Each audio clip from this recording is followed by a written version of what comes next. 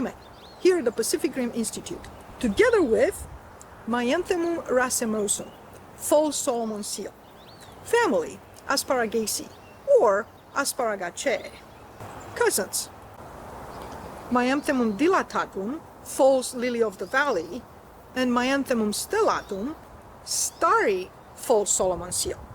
And they're both here on the Pacific Rim Institute and the Pacific Northwest.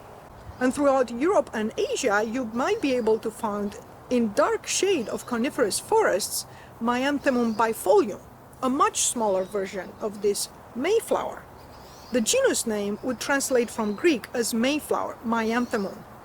And the specific epithet for this species is racemosum, referring to either the compound raceme, a panicle, or because every branch of this terminal inflorescence is an individual raceme.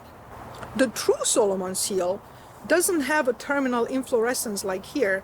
Instead, it has axillary flowers underneath each of these very similar looking leaves, hence the name false Solomon seal. Maianthemum racemosum, it's a perennial plant surviving winter as underground rhizomes that could be somewhere around 30 centimeters long, about 1 foot. In spring, they send out these long shoots that when they're very young, you can strip the leaves off and blanch them and eat them, since they will remind you a little bit of asparagus, since they are in Asparagaceae. It is a rather common plant, but 2 reasons why I would recommend against eating it, unless you have so much and you would like to forage some in your own forest. If it's just a small patch, I would leave it alone. Also, when they're very young and you don't have the flowers, you might confuse them with other species, and in particular, species of the genus Veratrum.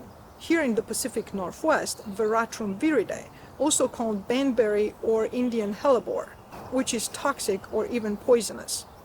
I can see slightly herbivory here. Probably when the shoots were younger, a deer or a rabbit found these like their own asparagus.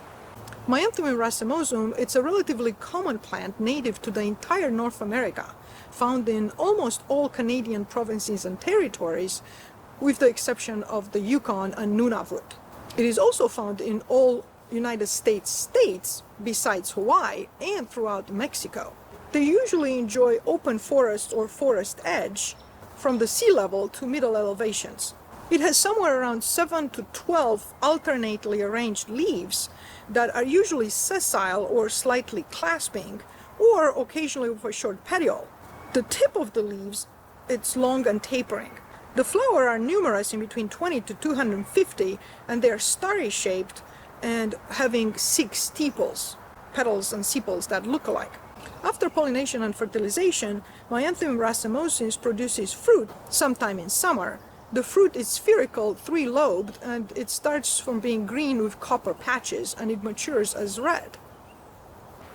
They're apparently edible, but not very tasty, and too many of them could be laxative. And again, I recommend against it, mostly because you can confuse it with other rather not palatable or worse species. If you have any forest in the areas where this plant is native to North America, and you're lucky enough to find this in your neck of the woods, you might as well enjoy it and protect it. Native plants create healthy habitats for the entire ecosystem, as well as you. Maianthemum racemosum, false Solomon seal.